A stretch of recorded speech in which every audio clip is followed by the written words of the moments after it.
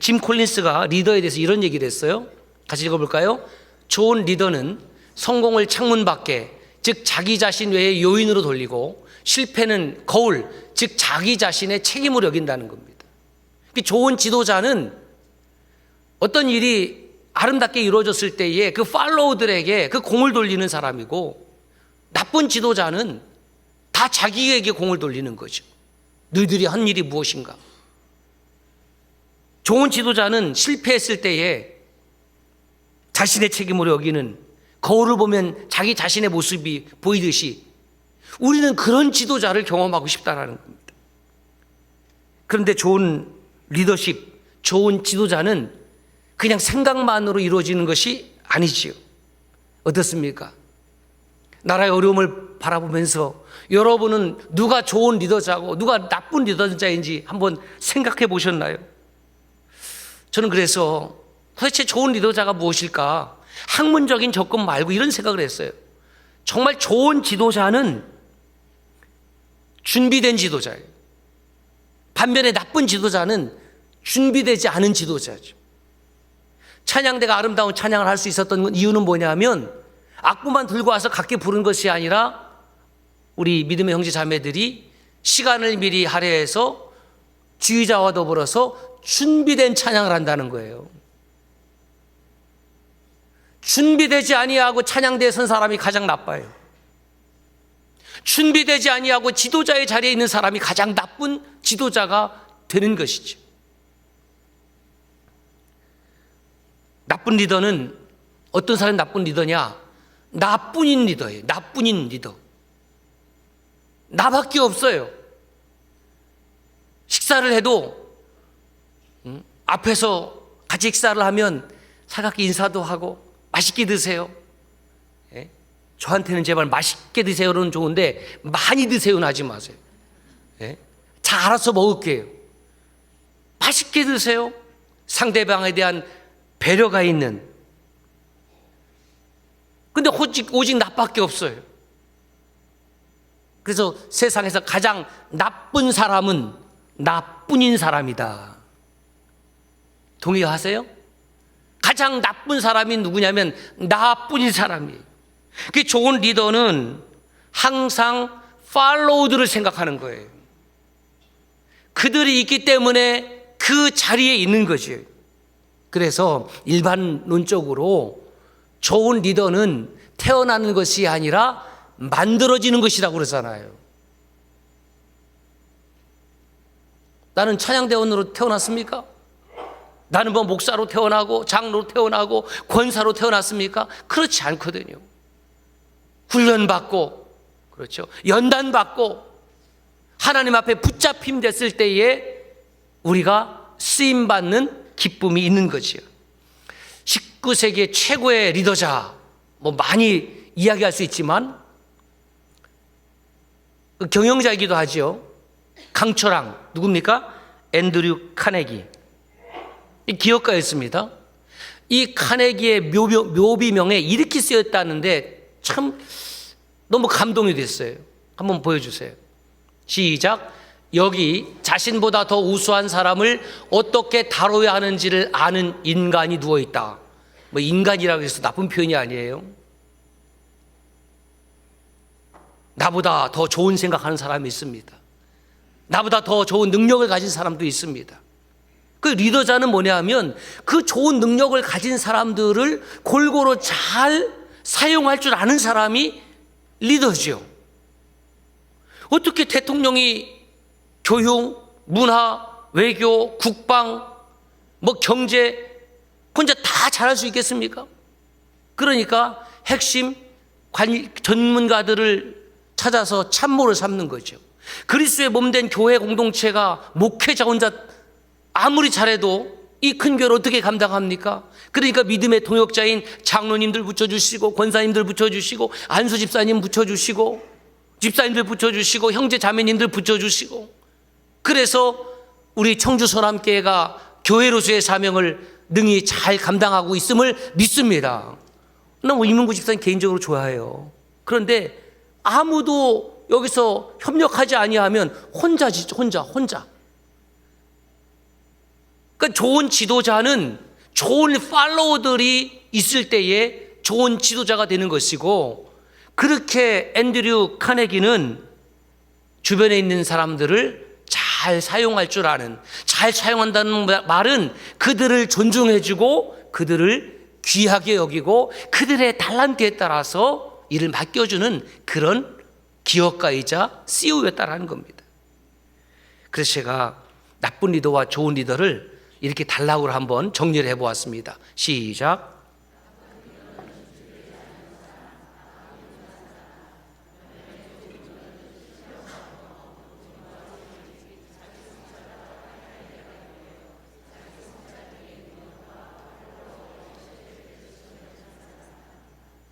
여러분, 저 문장 가운데에 한 단어를 꼽으라면 저는 신뢰.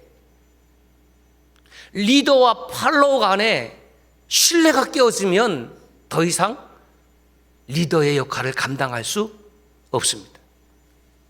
이게 지금 우리 국민들의 아픈 부분이라는 거예요. 오늘 말씀도 리더십에 대한 말씀입니다. 리더에 대한 이야기죠. 왕에 대한 이야기입니다. 유대 땅에서 가장 힘 있는 사람 누굽니까? 왕입니다. 헤롯입니다. 그 유대 땅에 가장 힘없는 사람 누굴까요? 아이입니다. 아이가 무슨 힘이 있어요? 여러분, 우리 교회 아이들이 지금 빠글빠글 와글와글 합니다. 그래서 감사하죠. 걸리적거리셔서 감사하죠. 아이들을 보는 값을 내야 돼요, 말아야 돼요? 그 한 푼을 안 내기 위해서 입을 또 꼭 다물고, 아이들을 볼 때에 성질 부릴 사람이 있어요? 아이들이 얼마나 이쁜지. 그러니까 혹시 여러분 오늘 슬픈 마음, 우울한 마음을 가지고 오셨다고 하면 여러분 점심 식사 후에 키즈카페 내려가서 5분간만 앉아보세요. 다 우리의 아이들이잖아요. 얼마나 해맑은 웃음으로 까르르까르르 웃는지. 그러면 그들의 웃음이 나에게 전이가 되고 그들의 기쁨이 나에게 전이가 되는 거예요. 아이들은 약합니다. 부모의 도움 없이, 누군가의 보살핌 없이 생존 자체가 불가능합니다. 그 우리 주님은 이 세상에 오실 때에 어떤 모습으로 오셨냐면 갓난 아이로 오셨잖아요. 그분이 어떤 분입니까? 그분은 온 우주 만물을 창조하신 분. 전 유튜브에서 그 우주 밖에 뭐 금성, 수성, 목성, 그 다음에 뭐 태양계, 그 다음에 뭐 은하계, 뭐 이런 그 내용들 많거든요. 너무너무 재밌는 거예요. 뭐 1000억 광년, 뭐 미천억 광년 하면은 이게 카운트가 안 되는 거예요, 여러분. 지구라는 작은 우리 이 행성에서 사는데, 그래서 이야, 저거를 볼 때마다 우리 하나님은 위대하시다. 여러분, 누가 우리 하나님을 위대하시다라고 고백할 수 있냐면 지구 밖을 상상하는 사람.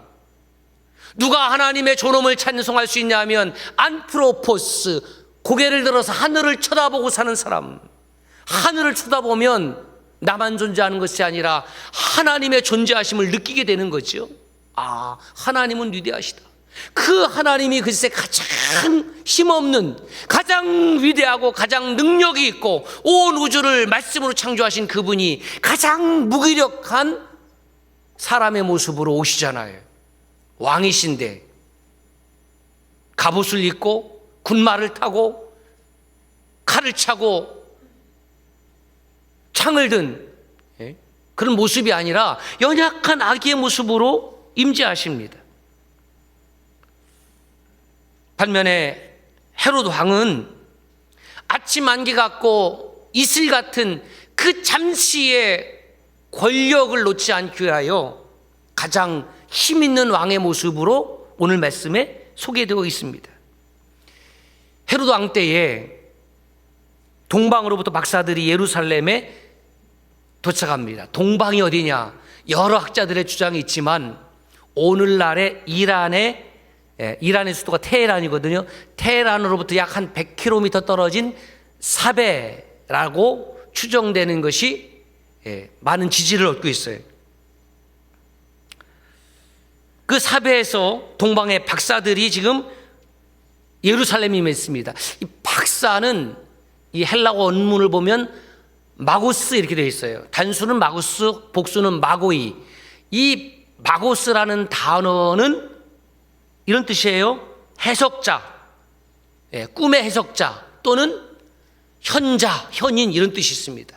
역사가 헤로도투스는 이 마고스의 기원을 BC 6세기경에 메데인들 가운데에 꿈을 해석하는 특별한 사제 계급을 가리킨다고 역사책에 기록을 했습니다. 사도 마태는 별을 보고 찾아온 이 이방의 박사들을 향하여 마고스라고 기록하고 있습니다. 이 동방의 박사들, 이 천문학자들은 신성, 갑자기 어떤 밝은 별을 보았습니다. 그런데 그 별을 어떻게 해석했냐면 이것은 새로운 왕의 탄생이구나. 그 사인으로 알아듣는 거예요. 문제는 그 발견한 별이 점점 이동하기 시작을 하니까 여기 한번 따라가 봐야 되겠다. 따라가되 그냥 따라가지 말고 새로운 왕이 탄생했으면 왕에게 합당한 우리가 예물을 준비해야지. 그래서 뭘 준비했습니까? 황금과 유향과 몰약을 준비했습니다. 황금은 왕을 상징하고 유향은 제사장을 상징하고 몰약은 희생 제물을 상징하는 거예요. 그걸 가지고 따라가는 겁니다.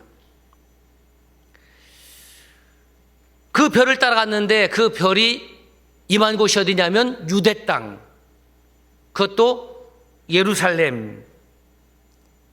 그리고 예루살렘 도착해서 그 새로운 왕을 찾는데 이스라엘 백성들이 모릅니다.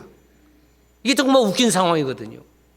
이방의 박사들은 새로운 왕이 탄생한 것을 알고 따라왔는데 정작 예루살렘 성 안에 있는 백성들은 그 사실을 몰라요.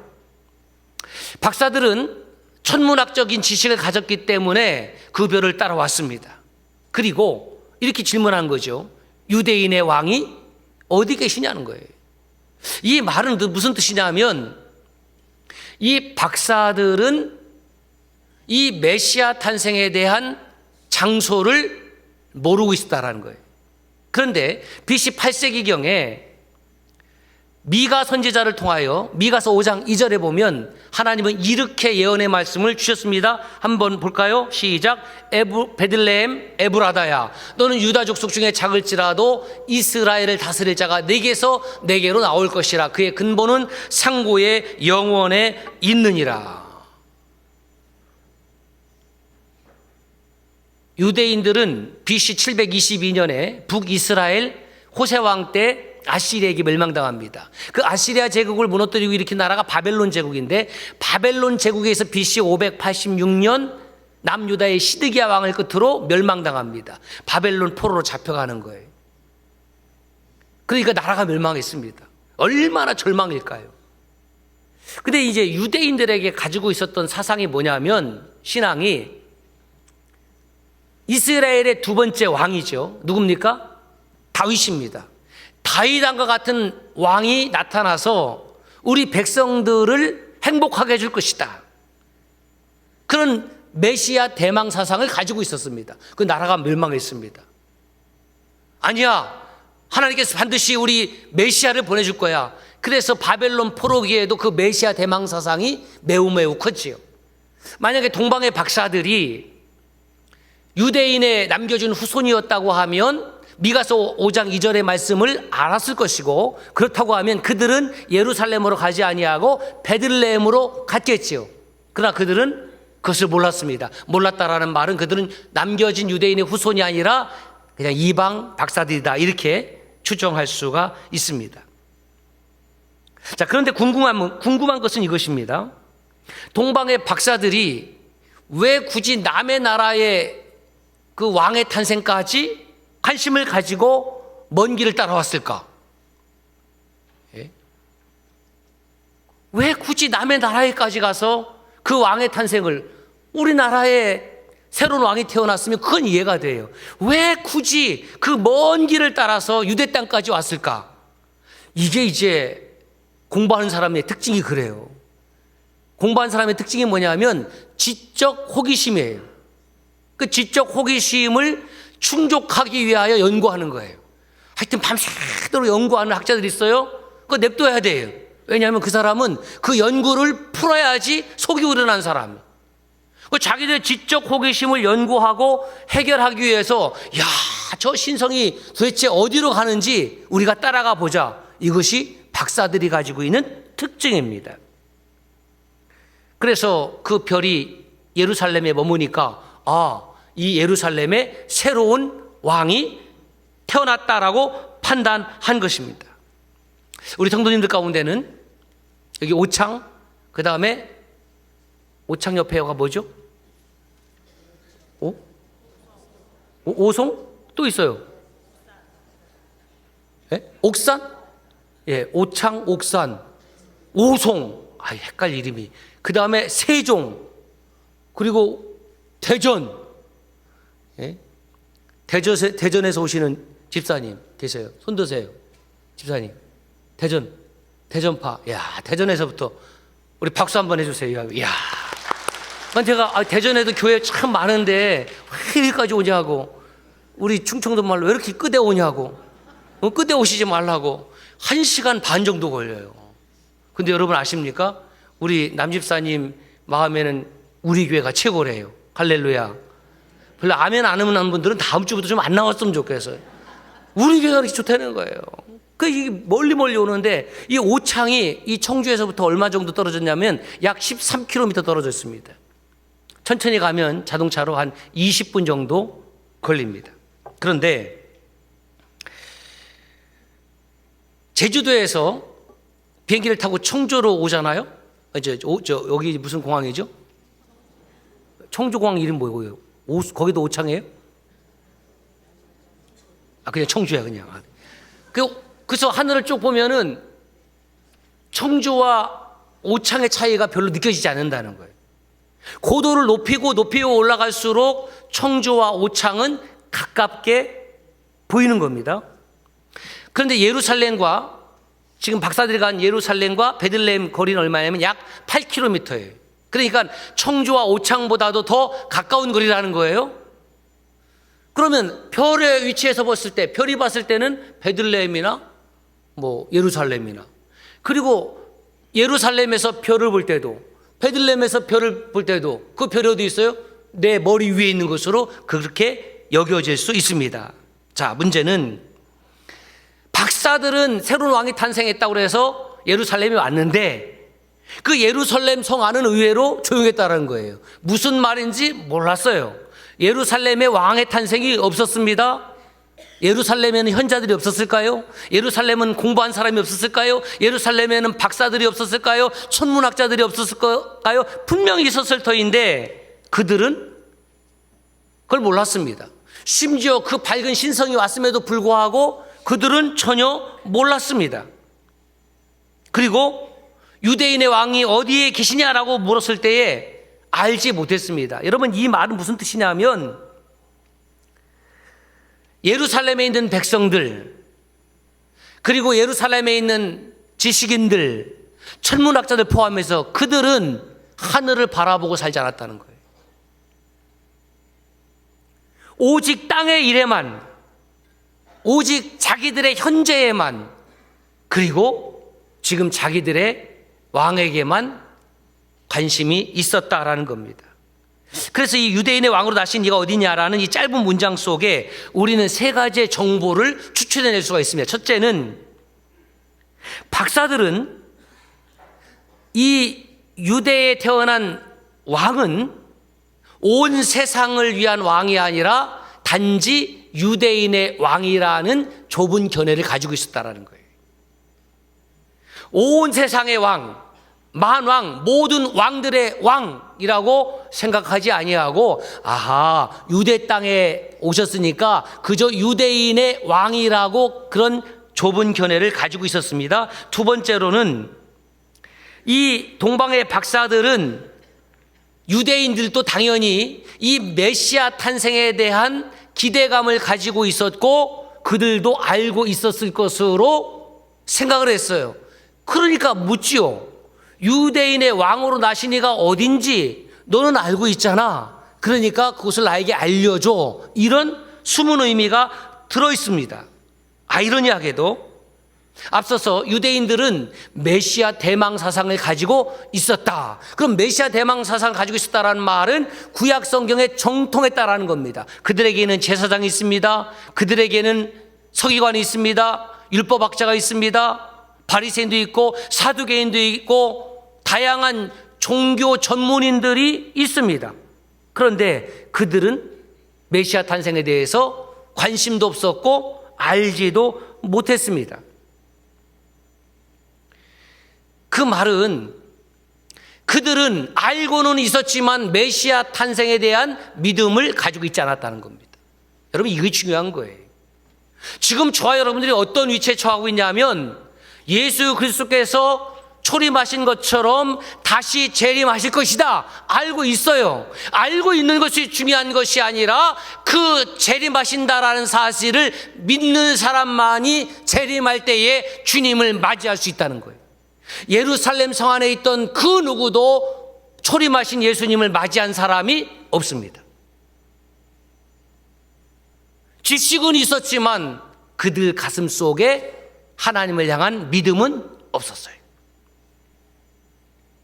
재림에 대한 지식은 있었으나 재림주에 대한 믿음이 없으면 우리도 예루살렘 성 안의 백성들과 다를 바가 없을 것입니다. 더 안타까운 일이 있습니다. 더 안타까운 건 무엇이냐면 동방의 박사들로 인하여 메시아가 탄생했다는 정보를 들었잖아요. 그런데도 꿈쩍하지 않습니다. 나하고 상관이 없다라는 겁니다.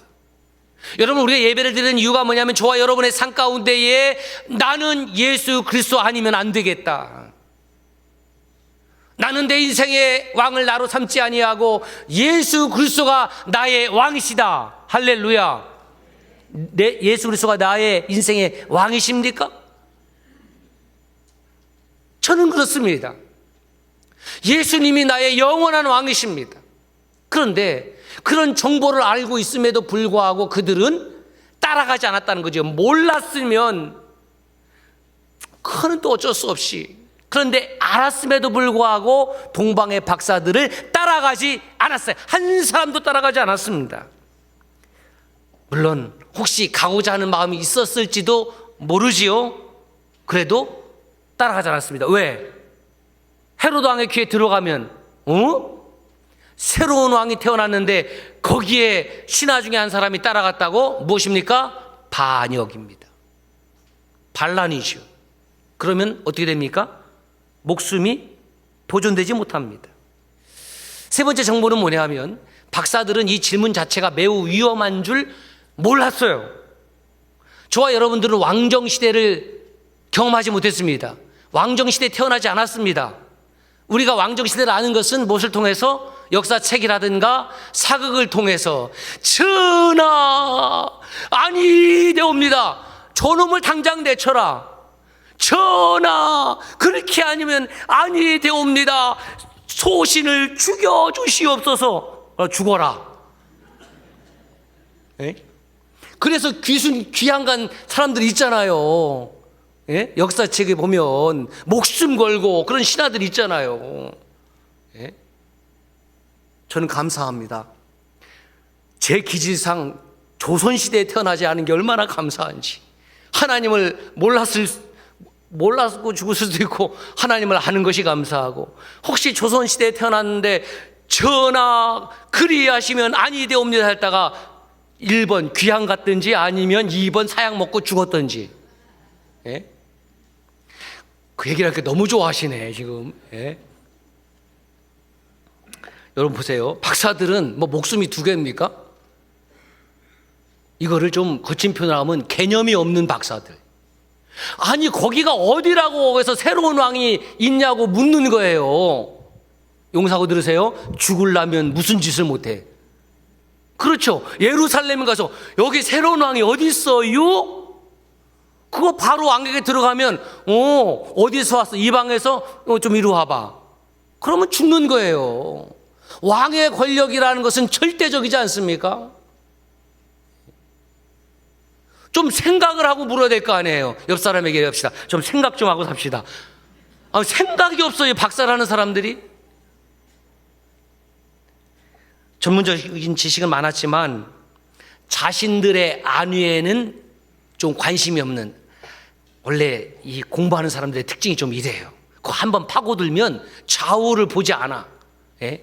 그냥 좁고 깊게 파. 예? 그러다가 죽는 수가 있는데. 그러니 그 소식이 헤롯 왕에게 보고되지 않을 수가 없는 겁니다. 헤롯 궁전에 비상 걸렸습니다. 새로운 왕이 났다면 난 어떻게 될까? 이분들은 관심이 없습니다. 자, 헤롯이 두칠처합니다. 모든 대제사장, 서기관들을 불러 모읍니다. 보세요. 2장 4절. 왕이 모든 대제사장과 백성의 서기관들을 모아 그리스도가 어디서 나겠느냐? 아니, 유대인의 왕인데 그리스도가 어디서 날지 모른다는 말입니까? 예, 몰랐어요.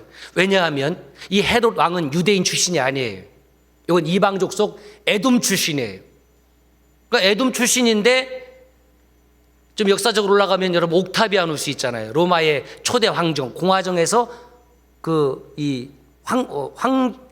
황제가 다스린 시대로 바뀐 옥타비아누스. 이 옥타비아누스에게 존엄한 자라는 아우구스투스를 씌워주잖아요. 그래서 성경에 보면 아우구스도, 그것이 바로 옥타비아누스예요.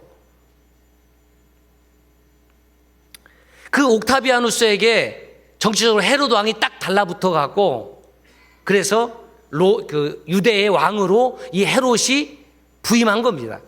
자, 헤롯 왕은 에돔 이방인이었기 때문에 구약을 몰랐고, 그래서 메시아가 어디 태어났는지를 전문가한테 물었는데, 여기 또 모든 대제사장도 문제예요. 대제사장은 한 사람입니다. 종신제예요.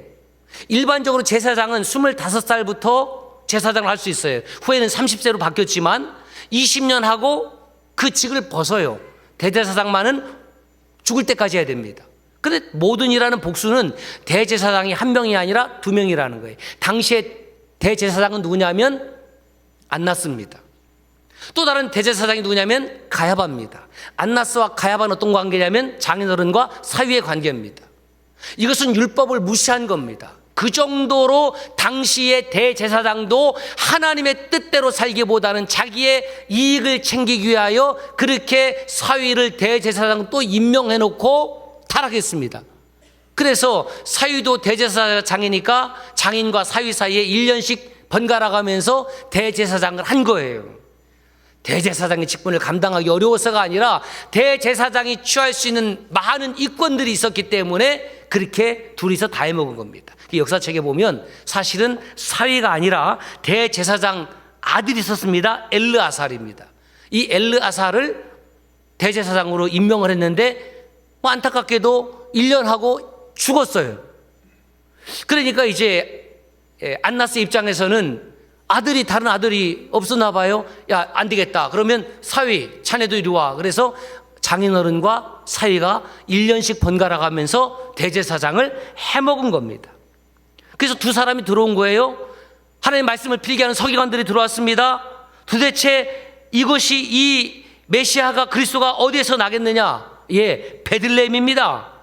그때부터 이제 헤롯 왕이 정보를 취합하기 시작한 겁니다. 그 떠들고 다녔던 박사들 잡아왔습니다. 7절 보세요. 헤롯이 가만히 박사들을 불러 별이 나타난 때를 자세히 묻고, 언제부터 별이 나타났느냐? 그래서 여러분 말씀해 보면 2살 이하잖아요. 2살 이하 아기들 죽였다고 그러거든요. 그러면 박사들로부터 아마 이 별은 아마 2년 전, 최대 2년 전까지 거슬러 올라갈 가능성이 있죠. 그때부터 우리가 이 새로운 별을 발견해서 연구하기 시작했는데 어느 날 그 별이 이렇게 움직이더이다, 뭐 그렇게 보고를 했겠죠. 그랬더니 이렇게 지시를 합니다. 2장 8절에 가서 악에 대하여 자세히 알아보고 찾거든 내게 구해주세요. 그 다음에 뭐예요? 나도 가서 그에게 경배하게 하라. 나도 그 새로운 왕에게 경배할 거예요. 정직한 말이에요? 거짓말이에요? 구별이 안 되세요? 자, 정직한 말이에요? 거짓말이에요? 거짓말이죠. 거짓말이에요. 왜 그 메시아를 찾거든 나한테 보고하라는 거예요? 경배하려고가 아니라 어떻게 하려고? 죽이려고. 그거 새빨간 거짓말이죠. 자, 그렇다면 묻습니다. 여러분들은 거짓말 한 적이 있어요, 없어요? 지금 입을 꼭 다물고 있는 그것이 거짓말이야. 다시 묻습니다. 여러분들은 거짓말 한 적이 있어요, 없어요? 있지요. 꼭 이렇게 말씀을 하면 또 저를 향해서 그런 목사님은 있어요, 없어요? 예, 있습니다. 있죠. 거짓말 한 적이 있죠. 근데 거짓말은 어떤 거짓말이냐면 하얀 거짓말이에요. 이건 윤리학적으로 문제가 없어요. 예를 들면 이런 거죠. 저희 집에 강도가 왔습니다. 도둑놈이 왔습니다. 물론 9층에 살고 있기 때문에 들어오는 것은 쉽지 않을 수 있지만 어쨌든 그 번호를 알고 들어왔어요. 들어와서 금을 찾았더니 다행히 없어.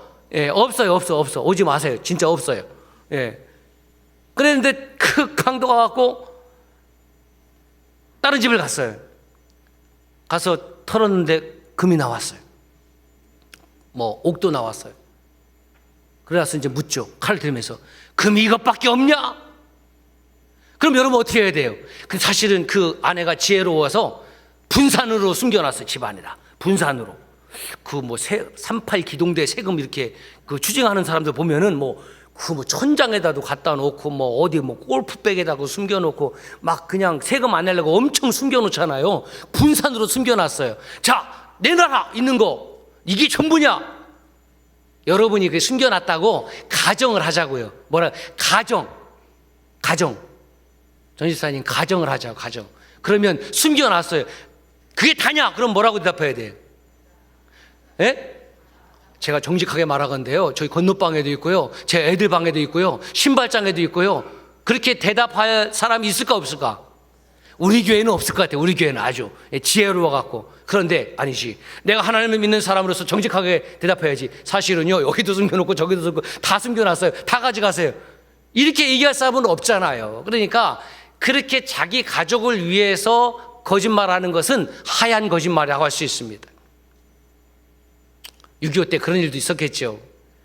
국군이 부상당해서 어느 민가에 들어가서 숨었습니다. 저 좀 숨겨주세요. 지금 인민군이 쫓아오고 있습니다. 그게 다락방에 숨겼거든요. 그 인민군이 쭉 들어가고 여기 국방군 아새길에 어디 있어? 딱 했는데 어떻게 해야 돼요? 없어요. 날래 대라옹. 아니 없는데요. 날래 안 되겠어? 막 총으로 들이대면 어떻게 돼요? 제가 사실은 교회 다니는데 거짓말하지 말라고 배웠습니다. 사실은 저 다락에 숨겨놨습니다. 이게 이렇게 정직하면 사람의 생명이 위협하잖아요. 그런데 없습니다. 절대로 전 숨겨놓은 적이 없습니다. 그래서 인민군이 그냥 가서 국군이 살았습니다. 이런 거짓말을 하얀 거짓말이라고 하는 거죠. 우리는 사람을 죽이기 위해서 거짓말을 하지는 않습니다. 그런데 헤롯 왕의 거짓말은 뭐냐면 자기의 왕자를 지키기 위한 거짓말에 따르는 겁니다. 그래서 하나님은 박사들에게 처음에는 신성, 별을 통해서 메시아 탄생의 사인을 보여줬다면 이제는 급하니까 박사들이 잘 때 꿈을 통해서 야, 너 헤롯에게 가서 그렇게 고하면 안 돼. 그러니까 그냥 메시아에게 경배하고 고국으로 돌아가. 그 사인을 받고 박사들은 그렇게 갔습니다. 16절 보세요. 이에 헤롯이 박사들에게 속은 줄 알고 속았습니다. 여러분, 왕을 속이면 안 돼요. 하나님을 속이지 마세요. 헤롯 왕을 속였어요? 이거는 뭐 직결체험감이에요. 심히 노하고. 그런데 이미 동방의 박사들은 자기 나라로 돌아가 버렸으니까 거기까지 왕권이 미치지 못하죠. 어떻게 할 수가 없습니다. 사람을 보내서 한다는 말이 그 지경 안에 있는 사내 아이를 박사들에게 자세히 알아본 그때, 그러면 그 정보는 누구한테? 박사들로부터. 제가 한 2년 전부터 봤습니다. 그럼 오케이, 이 2살 아래는 다 죽여라. 헤롯 왕의 분노는 베들레헴 작은 마을에 2살 밑에 아이를 다 죽이는 학살이었습니다. 연구에 하면 베들레헴은 그때 당시 적으면 1,000명, 많으면 최대 2,000명 정도의 주민이 살았다고 추정을 합니다. 그러면 2,000명이 사는 그 마을에서 작은 아이들, 2살 이하의 아이들은 많아봤자 한 수십 명, 20명, 30명, 요 정도 되리라고 추정을 할 수가 있습니다. 어찌 됐든 그 베들레헴에 예수 그리스도께서 탄생의 기쁨과 동시에 그 베들레헴은 무엇이 임했다? 슬픔이 임했다라는 거예요. 여기저기서 엄마들의 통곡 소리가 나지 않겠습니까? 생때 같은 내 아이가 갑자기 헤롯의 군사들에게 빼앗겨서 칼로 죽임을 당하는 그 모습을 엄마들이 본다고 생각하면 이거는 뭐 기절 초풍할 일 아니겠어요? 베들레헴의 엄마들의 눈물과 통곡이 가득했습니다. 그래서 마태는 그 베들레헴 엄마들의 통곡을 예레미야 선지자를 통해서 주신 그 통곡과 연결시킵니다. 자, 보세요. 마태복음 1장 19절에 보면 이 예레미야 31장 15절의 말씀, 그 예레미야 선지자를 통해 주신 말씀을 사도 마태가 그대로 인용을 해서 가져옵니다. 같이 읽어볼까요? 시작. 안 나왔어요. 시작. 라마에서 슬퍼하며 크게 통곡하는 소리가 들리니 라헬이 그 자식을 위하여 애곡하는 것이라. 그가 자식이 없으므로 위로받기를 거절하였도다 함이 이루어졌느니라.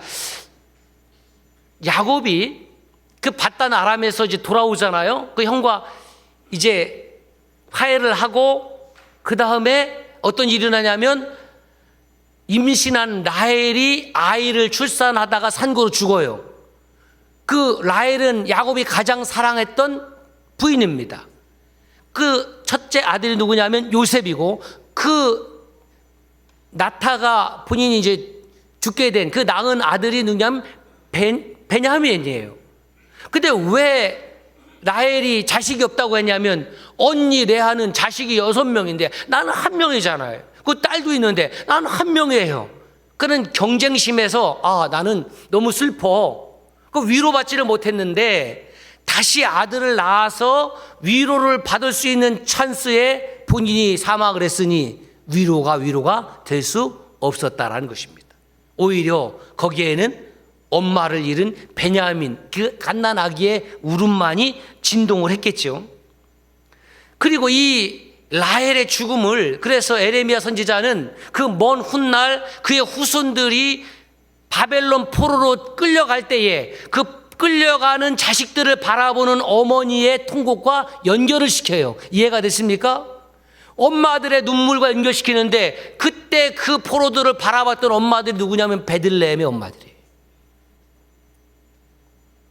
라헬의 그 위로받지 못한 눈물이 베들레헴에 있고, 베들레헴으로 지금 바벨론으로 잡혀가는 그 자녀들을 바라보는 엄마들의 눈물이 거기가 있고, 그래서 마태는 그 예레미야를 통하여 주신 그 두 가지의 사건을 그대로 가져오는데, 이제 또 이방 바벨론으로 잡혀가는 그 눈물처럼 이방 족속인 헤롯에 의하여 그 베들레헴의 어린아이들이 다 생떼같이 죽어나가는 현장을 그대로 연결을 시켜줍니다. 다시 말해서 그 유대 땅 어머니들의 눈물이 베들레헴이라는 땅에 모아지고 있는 거예요. 베들레헴이라는 곳에. 왜일까?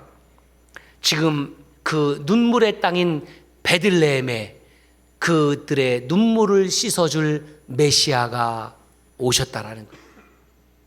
여러분, 우리가 사는 세상은 눈물과 고통과 탄식과 한숨이 끊이지 않는다는 것 여러분 수긍되시죠? 그렇습니다. 우리가 사는 이 땅의 아픔들을 씻어주실 분은 오직 영원한 왕이신 예수 그리스도. 할렐루야. 예수 그리스도 영원한 왕이 없다고 하면 저는 정말 통곡할 거예요. 저는 절망 중에 살 거예요. 왜냐하면 이 땅의 리더들, 이 땅의 왕들을 쳐다보고 살기에는 너무나 가슴이 아프거든요. 우리 주님은 우리 세상에서 일어나는 모든 통곡의 눈물을 씻겨주시고 모든 억압으로부터, 모든 아픔으로부터 치유와 회복과 해방을 주실 분임을 저는 믿습니다.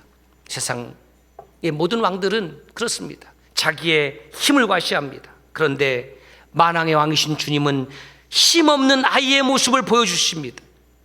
세상의 왕은 자기의 권좌를 지키기 위해서라면 수없이 많은 생명들을 앗아도 가지만, 만왕의 왕이신 주님은 오히려 그 생명을 저와 여러분 위해서 주셨습니다. 이것이 세상의 왕과 우리가 경배하는 만왕의 왕이신 예수님과의 완전한 차이입니다. 오늘 우리 앞에 여전히 힘 있는 왕 헤롯이 자리하고 있습니다. 그 가운데에 힘없는 왕 예수 그리스도를 우리는 사모하고 섬기고 있습니다.